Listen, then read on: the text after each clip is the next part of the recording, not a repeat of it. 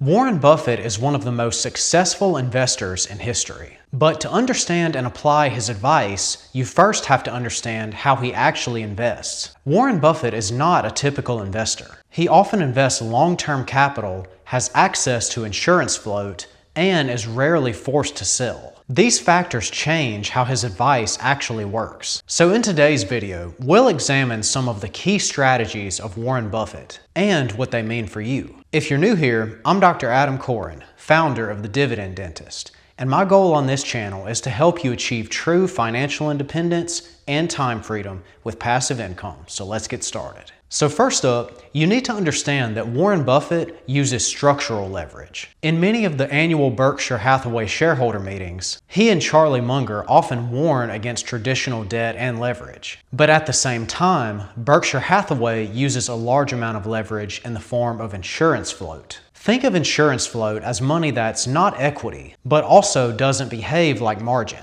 And as history has proven, this allows Berkshire Hathaway to invest at very large scales and without the risk of margin calls like the typical retail investor might face. Next up, we need to understand that Warren Buffett typically buys businesses that he can influence himself. You see, Warren Buffett doesn't buy stocks the way that most retail investors do, meaning he often buys entire businesses with large ownership stakes, giving him a level of control that most public market investors typically don't have. And lastly, we need to understand that Warren Buffett did not create his early wealth using a simple buy and hold strategy. This is the approach that most retail investors take, where they buy a market index fund and hope for long-term appreciation. Now, there's nothing wrong with this approach, especially over long periods of time. However, Buffett's younger self took an approach that was actually quite different. He bought undervalued assets. He concentrated his efforts when the opportunity was clear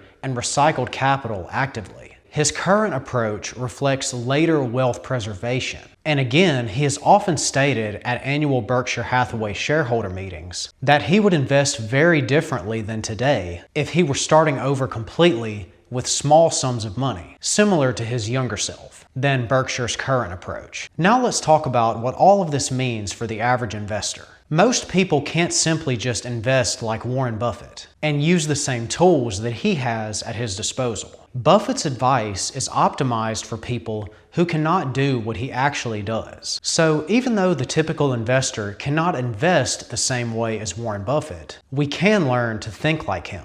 This means focusing on businesses, not stock tickers, caring about business valuation and not stories, avoiding forced selling through risk minimization, and favoring simplicity over complexity. So in summary, the goal is not to copy Warren Buffett's portfolio. Rather, the goal should be to copy his mindset and his temperament as an investor.